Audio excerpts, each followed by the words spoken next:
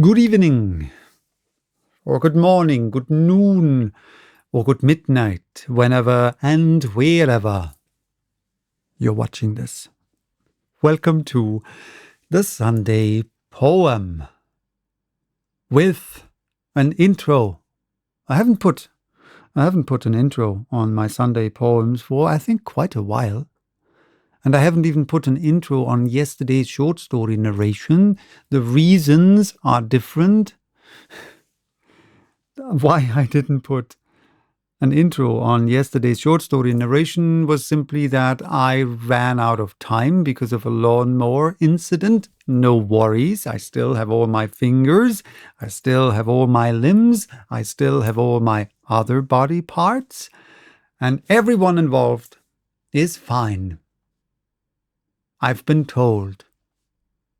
And I really hope that this is the case. Even the lawnmower is fine.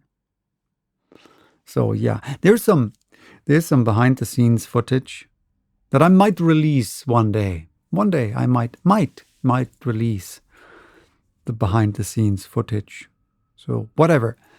Let's come to today's poem. Today's poem is titled The War of the Rats and Mice, and it was written by either Edwin C. Ranck or his father. I presume it was written by his father, because the footnote of the poem said that it was written by the author's father. And this is the stuff that keeps me up at night. That's how I'm wired. I hate that, but that's just how I'm wired, right? Because we have a text, a poem, and the footnote talks about the author. So I assume, of course, that the author is the author of the text. But then it says it was written by the author's father, implying that the father and the author are the same person, because the author has to be the author of the text. If the footnote would have said it was written by Edwin C. Ranck's father. Okay. But it said it was written by the author's father. It's complicated. That would probably have been like the relationship status that Edwin C. Ranck and his father would have put on Facebook if Facebook during the time would have already existed. That's what I realized, like at 3 a.m. in the morning. My life is hard because I think about stuff like that at 3 a.m. in the morning. Whatever. Here's The War of the Rats and Mice. And if you have a suggestion what is really the case, or have an even weirder explanation than I have, please put it in the comments. Here is The War of the Rats and Mice by Edwin C. Ranck, or his father, or maybe Edwin C. Ranck's father is Edwin C. Ranck because of a strange time shifting and whatever. I'll stop now. I'll read the poem. The War of the Rats and Mice. Far back, within an age remote, which common history fails to note, when dogs could talk, and pigs could sing, and frogs obeyed the wooden king, there lived a tribe of rats so mean that such a set was never seen. For during all the lifelong day they fought and quarrelled in the hay, and then at night they robbed the mice, who always were so kind and nice. They stole their bread, they stole their meat, and all the jam they had to eat. They gobbled up their pies and cake, and everything the mice could bake.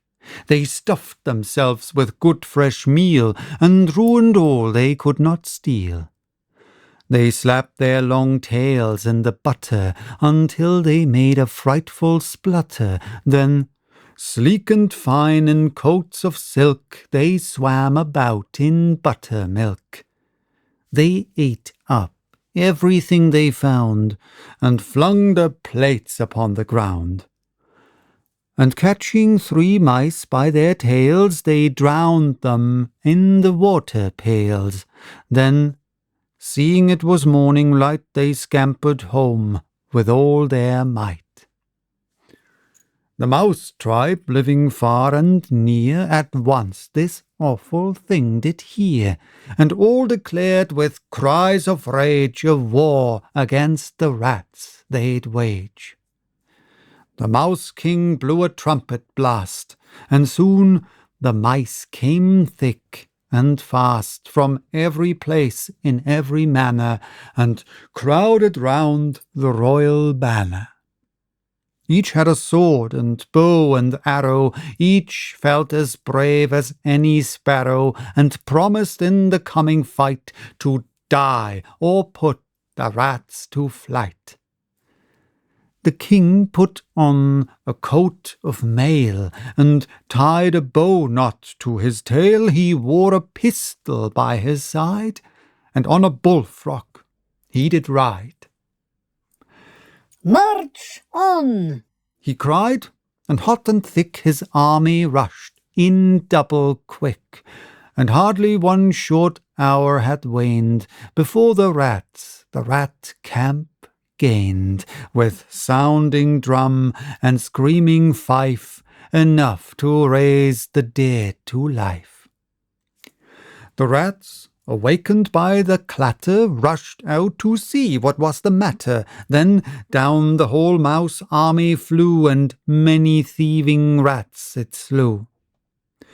The mice hurrahed, the rats they squealed, and soon the dreadful battlefield was blue with smoke, and red with fire, and filled with blood and savage ire.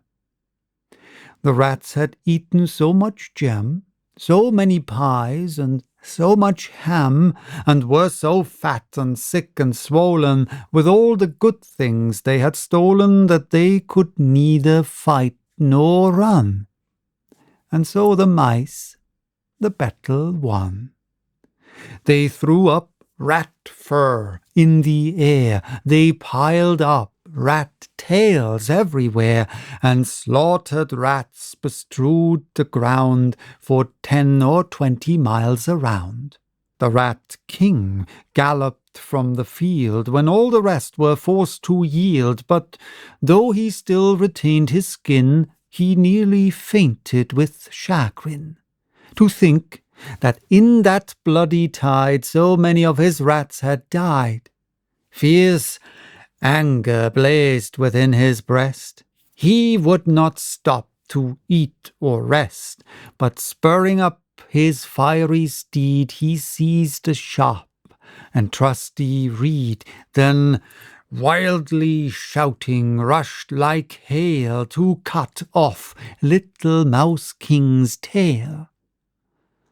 The Mouse King's face turned red with passion to see a rat come in such fashion, for he had just that minute said that every thieving rat was dead.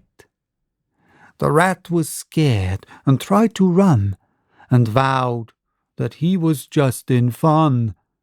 But naught could quell the Mouse King's fury. He cared not then for judge or jury, and with his sharp and quivering spear he pierced the rat right through the ear. The rat fell backward in the clover, kicked up his legs, and all was over. The mice, with loud and joyful tones, now gathered all the bad rat's bones, and with them built a pyramid, down which their little children slid. And after that eventful day, the mice in peace and joy could play, for now no wicked rats could steal their cakes and jam, and pies and meal, nor catch them by their little tails, and drown them in the water pails.